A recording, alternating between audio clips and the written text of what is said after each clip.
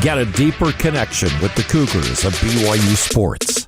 God gives us a gift, and we use that gift until he takes it away. Deep Blue. Just sitting down afterward and being really tired and thinking like, wow, I just won the U.S. championship. This is Deep Blue. Here's your host, Jason Shepard.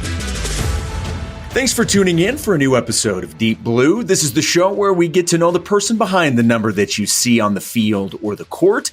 These are the true stories of BYU athletes from their own mouths. My guest today, Jonathan Tavernari. JT, how you doing, my friend? Good, man. Thanks for having me. This is fun. You bet. I'm excited. I've known you for a long time. I covered your career, and obviously get a chance to talk with you in interview format on BYU Sports Nation and other places. But I'm excited to get to know a little bit more of your backstory, even though I think I know quite a bit. The best part about doing these is I always learn something. Usually I learn a lot of things about the guests that I didn't know. And I always find that interesting. So I'm looking forward to getting to know you a little bit better. So thanks for doing this. Yeah, thanks for having me. I think we've known each other at least at minimum since my time at BYU started. And so I remember when you're covering us, even before you joined BYUtv. And so it's been a minute. Yeah, it certainly has been a minute. We don't need to go over how old we are now and how long we've known each other, right? Hey, we turned 28 last week, right? So we're good. Yeah. Amen, brother. Amen. So let's start here. You've stayed close to BYU basketball. Obviously, you help us out on BYUtv as an analyst, and I know it's important for you to stay involved with the program. What has it meant to you to be able to stay as connected as you have with the program in the way that you have? Yeah, I grew up in Brazil. Everybody knows that, you know that. But I've always been Americanized, right? I was always infatuated with the American dream, living in America and living the American dream. Obviously, I realized my childhood dream of playing basketball professionally, of playing for my country. I never got to play in the NBA, but aside from that, I pretty much got to play every other level in the world. But playing in not necessarily only high school, but playing in college for me was always a dream. I grew up watching, American pop culture. I grew up, dreaming about being the Fresh Prince. And I grew up with Blue Chips with Shaq and Penny. You probably remember that. Of course. And so, and as I grew up, I saw how important and the significance of joining the community of the university that you attend, right? When I was young, I was good from a very early age because of my mom. My mom is a basketball coach, a legendary coach in Brazil. You guys know that. But I was good, and I had the opportunity to go to Europe or to stay in Brazil and become a pro. But that never really, appealed to me. What appealed to me is I wanted to play in the NCAA. I wanted to play in college. I wanted to win a championship. I wanted to be able to have the college experience, right? And so as I worked towards that goal and ultimately was able to accomplish that goal, and, never in my wildest dreams, I thought I was going to be one of the best foreigners to ever play at BYU, break all the records that I did, win all the championships, top 25s, NCAA tournaments. Those were goals, but they were also like mainly dreams, because not everybody does that. And as we've seen in the last 2 decades, you don't go to the ACA tournament every year. That's not a given. And so, why have I stayed so close to BYU is because I feel like BYU and the church and the gospel and the community, they have given me so much, and they mean so much to me that, I feel like with who I am and the personality that I have and the things that I know and the skills that I've developed, I can give back to the university, to the community by, doing color commentating and then being an analyst in the basketball, to working with the guys in the summer and helping with their shooting and mental side of basketball that I went through at BYU and as a pro. And so That's what BYU means to me and to me, this is all intertwined with the gospel and, the closeness that we have to the church. BYU is where I found my eternal companion. Like I met my sweetheart at BYU and I married my college sweetheart. And so that's what BYU means to me. You talked about, being an international player and, if we just look at, this season's roster, you got a lot of international players and certainly forefront there is Yegor Demin. You know what a player like Yegor is going through, coming to a new country, trying to learn how to navigate everything. It's all new for him to a large degree, whether it's Yegor specifically or any of the other current or previous international players. Do you make a point? And I know you're going to reach out to all of them, but do you make a point specifically to make sure you reach out to the international players because you know what they're going through? Yeah, it's interesting that you mentioned Yegor because if you remember, I think it was at the Arizona game, BYU lost it at home. Yegor didn't play well, didn't shoot well at all. And then I think there's a clip of me going on the court and being with Yegor there working on free throws and things like that. I would love to take the credit that Yegor fixed his free throw shootings because I Mr. Miyagi that whole thing.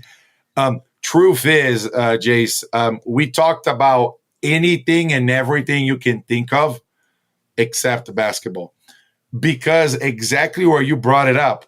I came to America when I was 16 years old. I went through my junior and senior year of high school, almost never seeing my mom and dad. Now, I was very lucky and fortunate that people took care of me. Host families took care of me. Friends that I made and their families took care of me. And I try to show that gratitude, by always giving them credit, by, being close to them. And so, but I knew what I was looking at, which is why Jared will be the first to tell you, as soon as the show ended, I said bye. I hugged everybody bye, and I rushed out of there. And I usually stay and chat a little bit. We've done some post games together before. I tried to just hang out a bit because I could see as clear as the light of day that Yegor at that point, he didn't need somebody to tell him how to shoot, how to dribble, how to attack. He just needed someone to listen and make him laugh. I told him some Brazilian jokes that he thought was hilarious. I try to pronounce the name of some Moscow neighborhoods.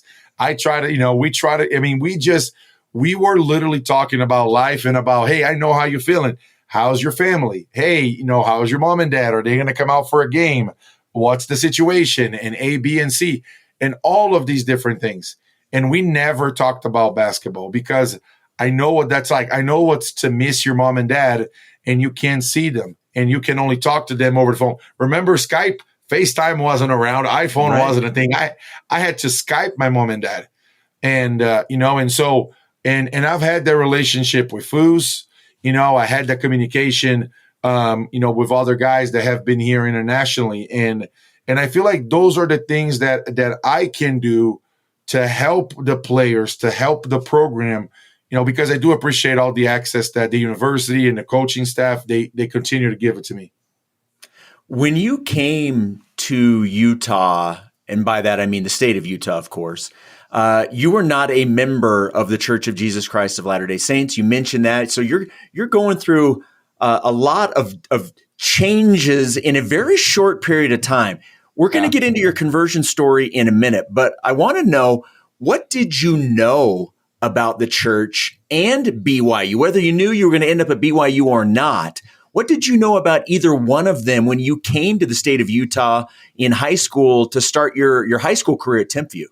Yeah, so I knew a little bit about BYU. I had seen pictures, and I knew a little bit because I knew Hoffa, but I didn't know Hoffa that well. But I knew Lou, and my mom and Lou's dad actually were really close, Luis Lemus. So because my mom and Luis' dad were really close, I knew Lou. So I actually had a chance to talk to Lou's dad. I had a chance to talk to Lou a little bit over MSN Messenger. You're talking about us old. We're giving it away right now. We're going old technology here, man. So man, and AOL, AOL instant message and all of that. And so I had a chance to talk to Lou, but I didn't know much about Utah and the Pioneers and the religion and BYU. I just knew that, Travis Hansen played there and Danny Ainge played there and Sean Bradley came to BYU. And so I didn't know really what to expect. What I do remember is I remember being in Brazil and I remember seeing missionaries of the church. And I have a vivid memory of this because I remember where I was and I remember saying, hey, you guys are, Christian missionaries. And I never even say missionaries. Do you guys have some of those WWJD little things, the wristbands that Allen Iverson was wearing? You want swag from the missionaries is what you're saying. Right? And they're like, no, but we can tell you about the Book of Mormon. And I was like, I don't want to hear about that. I just want a little bracelet.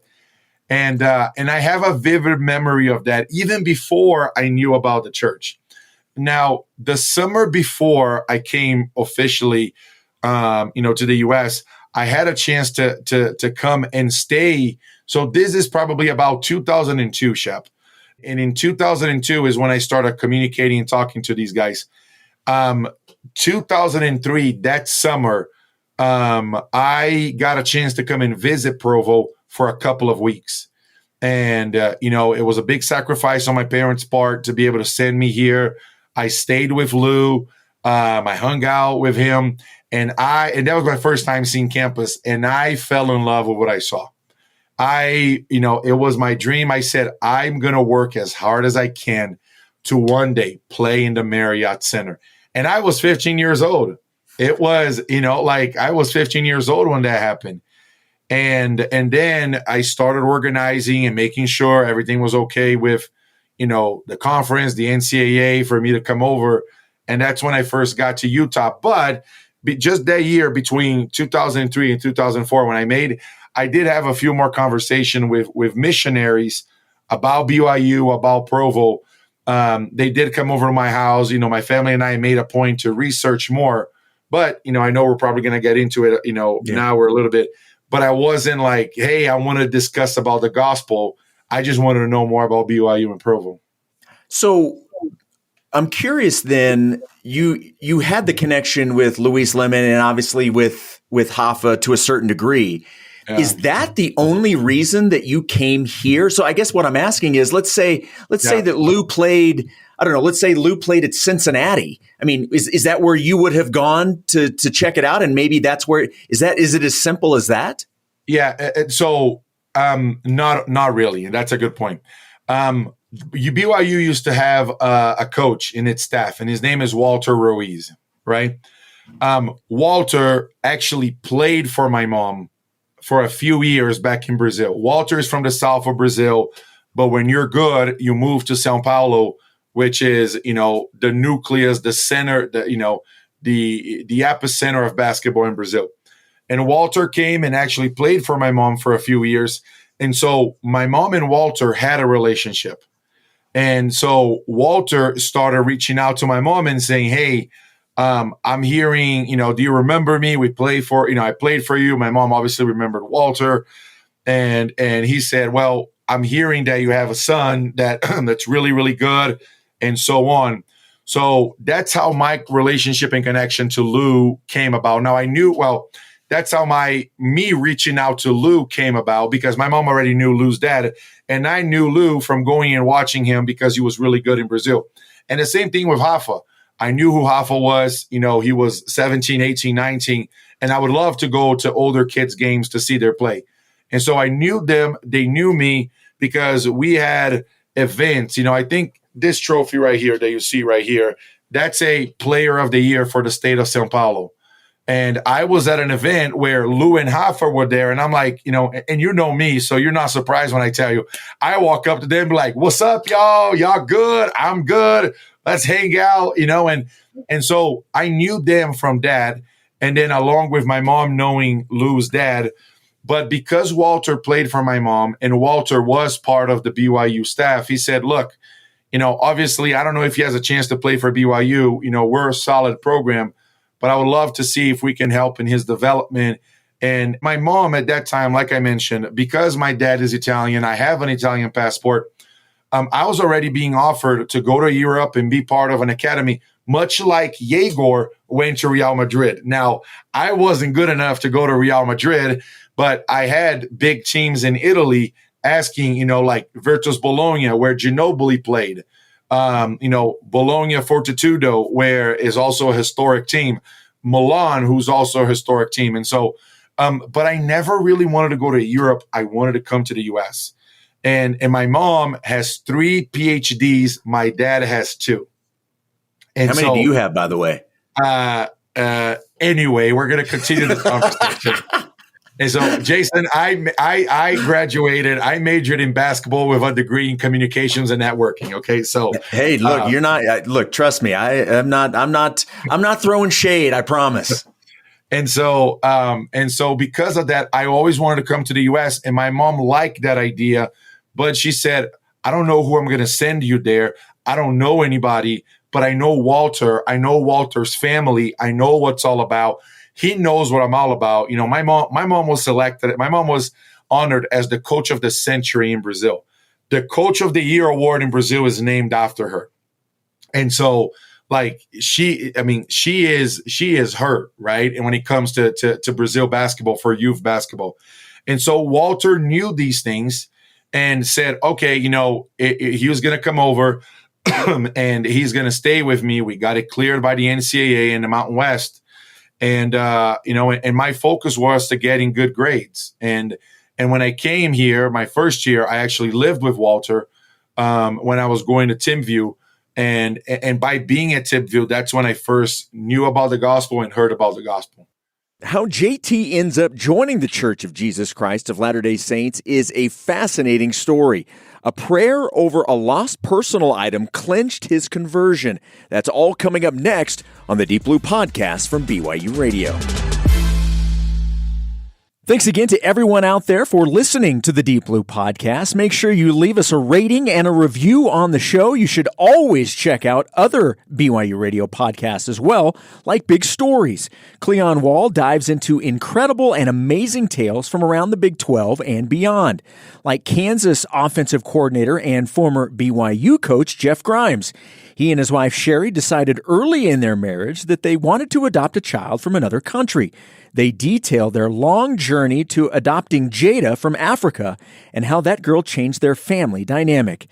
And then there is Wyoming women's rodeo coach JC Hupp, who lost her parents and niece in a terrible accident, but continues to lead the cowgirls in the rodeo arena. There are so many more inspiring stories just like these two tales, so check out Big Stories on your favorite podcast platform and start listening today.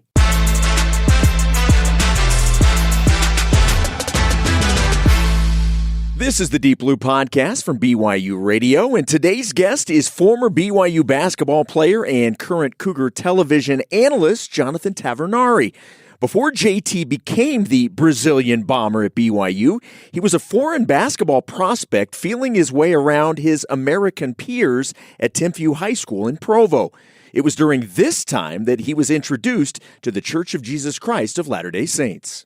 So, I'm a Catholic boy. And I'm living in Provo, Utah, which is, talk about going from São Paulo, Brazil, Jace, to come all the way to Provo. Not really an easy transition. And there are not a whole lot of Catholic churches in Provo, Utah. Definitely not in 2004. And so I got invited to go to church by a couple of folks that lived in the neighborhood that I lived. And, and then as I got there, I started seeing everybody from school. I saw people that were in my class, people that were in my history class, my math class, people that were on a basketball team. And I liked it. I'm like, hey, there's nothing really to do on Sundays. I'm going to go to church. That will give me something to do. And then I'll never forget this. I had Air Force Ones, I had jeans, and I had a white polo shirt. Talk about being a fish out of the water in a Mormon chapel. And so, but I went and then I felt good. I kept returning. I told my mom and dad, I said, hey, I grew. I need, and I didn't bring suits with me, right? Shirts and ties. I said, I need to get some stuff for me to go to church. And I did.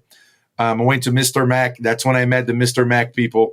I don't get paid to say this, by the way. They're just great people. But and so I went there, got a few suits, shirts, and ties, and started going to church. And pretty much the whole fall period, 2004, I'm attending church. I'm attending.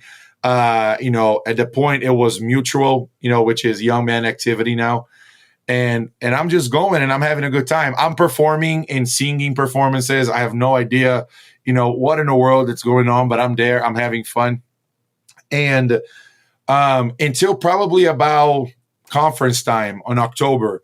And then a little bit after that, I got a set of scriptures. And I was gifted a set of scriptures from the quorum that I was a part of. And I have them here. And I was given these set of scriptures, and they gave it to me. And it was the first time I received scriptures in my life outside from the Bible. And I started reading. And at this point, I'm not taking any discussions. I'm not meeting with the missionaries. But every single day that I'm going to school, I'm writing with the kid that was the bishop's son. And he's actually Craig Cusick's cousin. His name is Andrew Cusick. He actually walked on the basketball team, I think a year or two. And I'm going and I'm asking questions, and we're talking about the gospel and we're talking about the Bible. And Andrew was the personification of Elder Luckdorf's quote of living the gospel at all, preaching the gospel at all times, and when necessary, using words. And he was the epitome of what it means to be a good member of the church, right? A good priesthood holder. And I loved it. And I remember, I think it was winter, but I don't remember the year. I think it was January. And I posted this on Twitter. What kind of what kind of got me over the hump of being baptized? And it was all on me. I had read the Book of Mormon. Everything made sense to me. And what kept me, not afloat, but what kept me really excited and engaged about the gospel was eternal families. I really miss my mom and dad. I'm an only child from São Paulo, living halfway around the world in Utah. And I really, really, really miss my parents. And so as I learn about the plan of happiness and, where we come from and where we're going and how families can be together forever through Heavenly Father's plan, I love that. I drank from that cup. My goodness, that was music to my ears. And in that winter day, my mom had given me a cross necklace, and I lost it and I couldn't find it for like a week. And we played, I think it was a Spanish fork. I had Andrew drive me there to look for it. I looked in my locker. I looked everywhere. I even went, and you know me, so you know what I'm about to tell you is not crazy. I went into the intercom of Timview High School and convinced Did you make an announcement? And convinced the lady to let me make an announcement. This is Jonathan Tavernari from the basketball team, the Brazilian. I've lost a cross necklace my mom gave to me. It's really special. Can someone help me find it? And I did everything I could, and I couldn't find it. And I remember one day I got home from practice, and these scriptures were on my desk, kind of on my bed. And I said, I'm going to say a prayer. And I said a prayer, and I said, Moroni's promise. And I said, God, I was taught that if you need help, you can pray about anything, and the truth will be revealed to me. I really miss this necklace. It's really important to me. Can you help me find it? And as clear as I see you right here in front of me wearing the beautiful navy blue, which should be BYU blue, by the way, and I see all of this, I saw where the necklace was in my mind. And the necklace was at the gutter in front of my house, covered in snow. I got up from my knees. I didn't even put shoes on, Shep. I raced outside.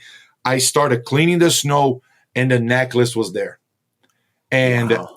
And I went and picked up the necklace. I rushed inside. I started washing it, and I let it dry. And I turned around, and the scriptures were there. And I said, I need to kneel down. And I knelt down, and I said, please tell me if I should join the church. Please tell me if this is true or not. And I have never felt the way that I felt that way before in my life to that point. I felt, it was cold in the middle of winter in Utah in a basement. It wasn't very warm, right? And so it felt cold, but I felt warm, and I felt warmth coming out of me like I was the Human Torch. And I just felt like I was being almost uplifted, elevated, like I was floating in the air. And I remember waking up and saying, I have to be baptized. I need to be baptized. I put on a shirt and tie. I had my necklace underneath. I walked to the bishop's house with my scriptures. I said, I need to talk to you. I'm ready to be baptized. And he sat down. He hugged me. He was super happy. But the one thing, I will say is he had the foresight, and his name is Mark Cusick. Bishop Mark Cusick had the foresight of saying, we need to get you baptized in Brazil. Your mom and dad need to see this. Your family need to see this. Because I was ready to jump on the baptism fountain right then and there, Shep. I'm like, we got a tub over here, my guy. Let's get this going. You got the priesthood. And we navigated all of the logistics and all of that. After Team View, I went home to Brazil for a little bit in between playing AAU for a couple of different teams. I was playing for a team out of Texas called Houston Swoosh, and I was playing for EBO, Elite Basketball Organizations out of Fresno. And I played with the Lopez twins, Derek Jasper, Jared Bayless. It was a mess. It was a great team. And but I went to Brazil for a little bit, and I got baptized. And my mom and dad were there. My extended family was there. I had people there, and it was really special. And from that point on, I'm like, I want to live this forever. But I still wasn't convinced I was going to go to BYU at that point, right? Yeah. I had an offer from BYU because I was an all-state player at Team View. I actually had the only triple-double in the season that year against Provo High. And I had an offer from BYU, and I was getting recruited by everybody. But I was talking to Notre Dame, I was talking to Louisville, Michigan State, UCLA, Florida, you name it, I was getting letters. And I don't know if you remember those old media guys that used to be print. Oh, yeah. Yeah, I had stacks upon stacks from Michigan, from North Carolina, from Clemson, from Florida State, Virginia Tech. And but that's how I got converted. And then, it kind of was the beginning for me.